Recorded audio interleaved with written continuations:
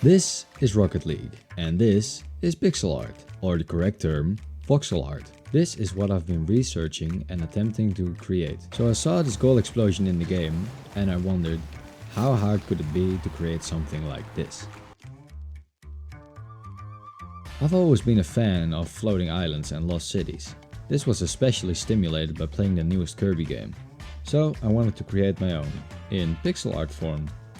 I wondered how I could bring my idea to reality, so I settled on creating it in augmented reality. I did artistic research and made use of sources I found online. I wanted to know a few things before I started, such as, what does pixel art actually mean? How do augmented reality and mixed reality work? What do I need for the prototype? And how does this exactly help my bigger project? Let's start with, what does pixel art actually mean? This is the question I asked myself when starting my research. I found that pixel art is a digital art form, usually made with digital grid software. You change the individual pixels to create a total image. One pixel will be one grid space. Pixel art was established around the 70s. It was used to create a minimalistic image because of the limited technology. This also consisted of a limited color palette and a limited range of pixels. A lot of pixel art was used in video games, but it became an art form outside video games later on. There are a few rules to pixel art, such as the maximum canvas size is 320 by 180 pixels, and everything above this is classified as digital art. However, it is possible to upscale to a bigger canvas size by making a 1x1 pixel a 2x2 pixel. 3D pixel art works a tad different. In a three-dimensional space, you call a pixel a voxel.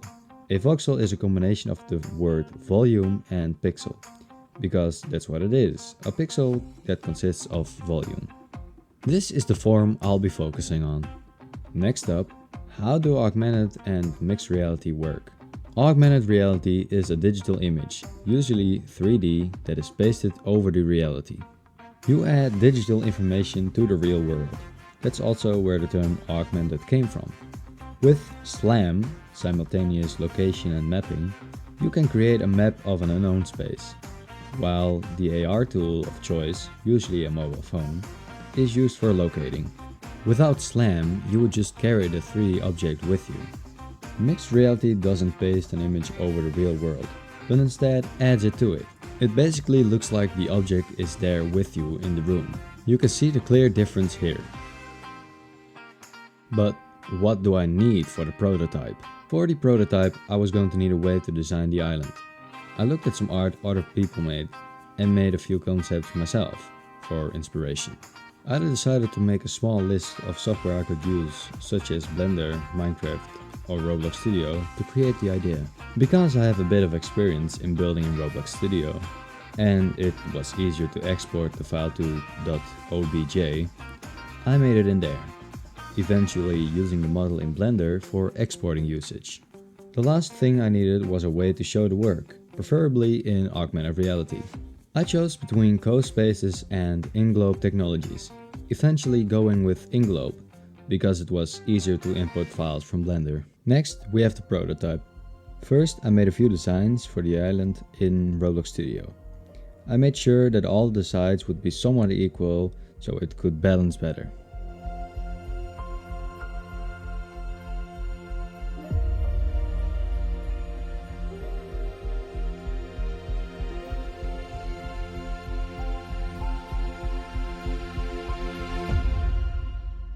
After I got a design that I liked, I made the lost city on top by using the buildings I made below.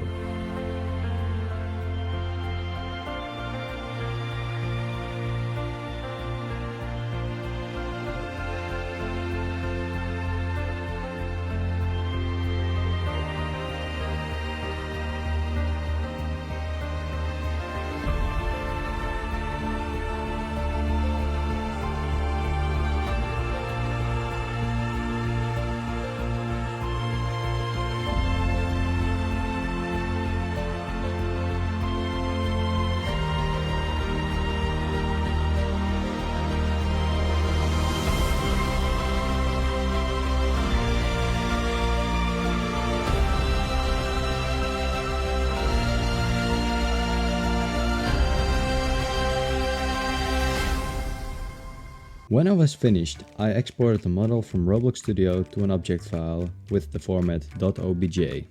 Afterwards, I opened this .obj file in Blender and looked at augmented reality software I was going to use, InGlobe Technologies. I saw an accepted format was .fbx, so that's what I saved it as. Then I uploaded the .fbx file to InGlobe Technologies. I opened the project, and after I was done doing some finishing touches and some placement, I published the project. With this QR code, anyone who downloads the AR Media app from InGlobe Technologies is able to view this project. Link in description. And after all that, this is how it came out.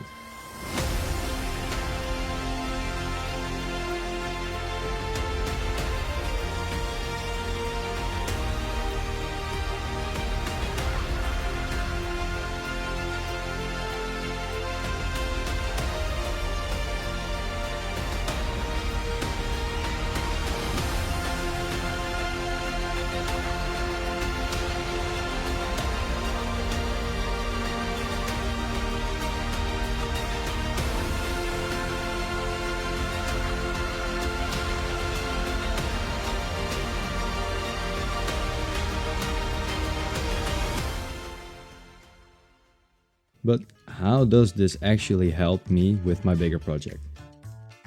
Well, for school, everybody has to research something over a long period of time regarding a subject of choice that is attached to a subject you have in school. I chose to use physics for my research because this would allow me to have less work for the subject, and also because I like physics and had a few ideas that would also attach to physics. This just seemed like the most fun one.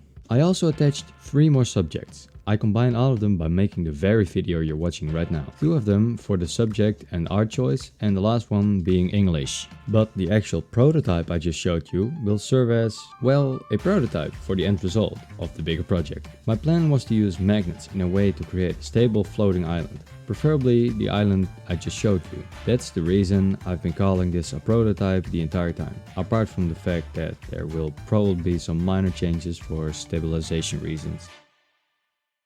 Lastly, I want to talk about a few problems I encountered while making this prototype, such as the lighting on the moss, and also not knowing Blender and InGlobe Technologies. I also underestimated how much time this all would take, but I'm pretty happy with what I accomplished here. So, in a nutshell, pixel art is a digital art form, established around the 70s. 3D pixel art is called voxel art. With augmented reality, I created a prototype for my bigger project. The differences between augmented reality and mixed reality are overlay and addition. Thanks for watching.